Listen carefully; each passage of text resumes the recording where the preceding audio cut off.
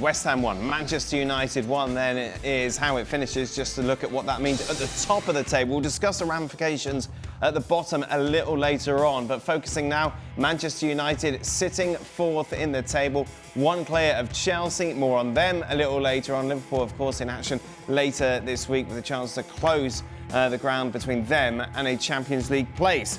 For more, let's welcome in, shall we? Nadim Manua joins us, as does Stuart Robson. So, they can't get the 5 in a row, Craig. 1-1's probably about right, isn't it? Yeah, I think so. Certainly wasn't one of the most swashbuckling games under Carrick. There's been a couple of them, but they've had a home crowd behind them.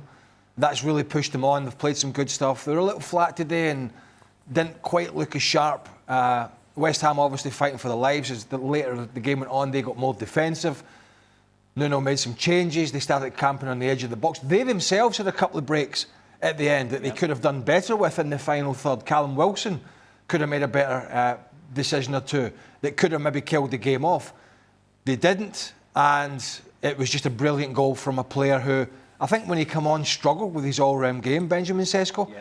So to see that finish from a player who, every time the ball went up to him, I mean, we were watching games and whatnot, but when the ball went up to him, it was kind of bouncing off him a little bit. To see that finish from that angle, it was one of the best finishes you'll see. I mean, from that perspective, West Ham can say, my God, I mean, we did most things right and he scored the wonder goal, which he is, but listen, you've got to keep clean sheets. West Ham are not doing it.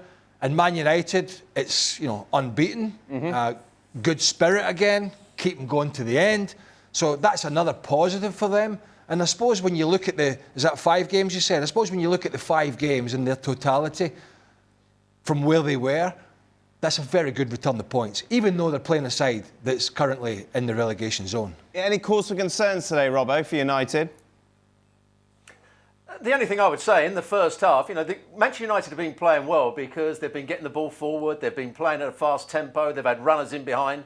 But I was surprised that he played Mbeumo out on the left wing. So Cunha was playing centre forward, but always wanted to come short to receive the ball. Bruno Fernandes was playing quite high, but he only made one forward run, and that was in behind when he lifted it over the goalkeeper. And Ahmad was wide out on the right-hand side. So I was disappointed with the position that Mbeumo was playing because he's the one player that gives you that threat in behind, keeps making those runs. And because there was nobody running in behind, Manchester United took too long on the ball, were too slow with their passing in that first half, and it allowed West Ham to do what they do quite well, or what they have done under Nuno Santos quite well, which was to defend quite deep. They got players behind the ball, and then they tried to play on the counter-attack, as he did at Nottingham Forest. So it was an okay performance from Manchester United, but not the sort of speed and intensity that we've seen from him in the previous 4 games. Well, Cunha's quick, Robbo, isn't he? But he doesn't want to play on the shoulder. He doesn't want to play in behind. He wants to come short. He wants to drift. Absolutely. Where Brian Mbeumo, it's kind of natural for him to play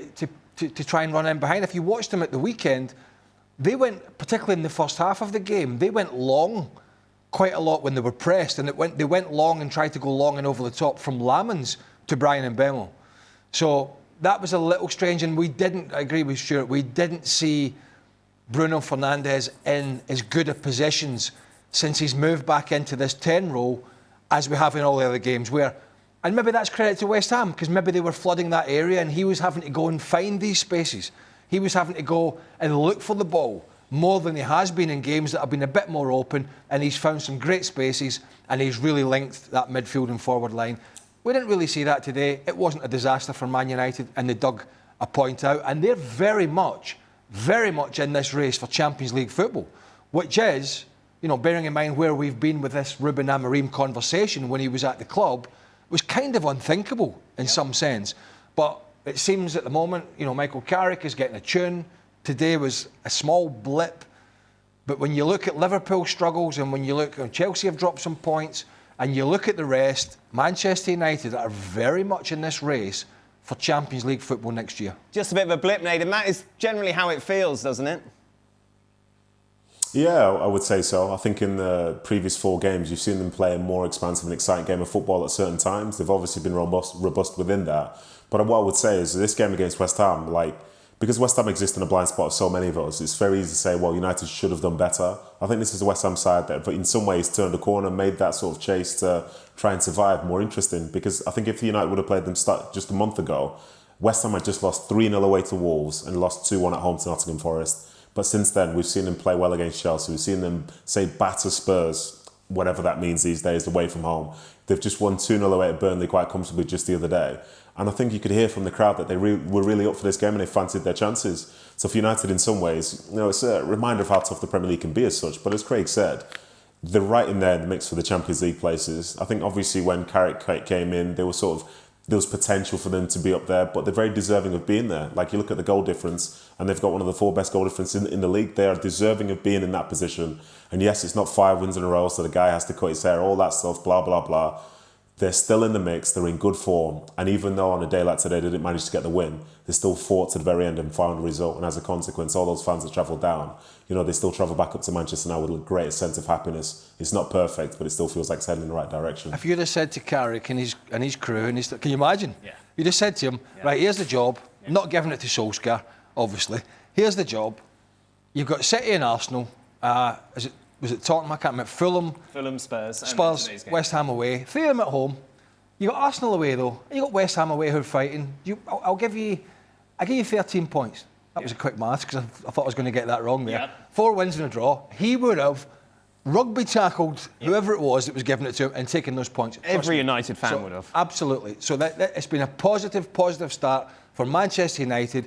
It just lacked some sparkle and bubble today, which sometimes can happen.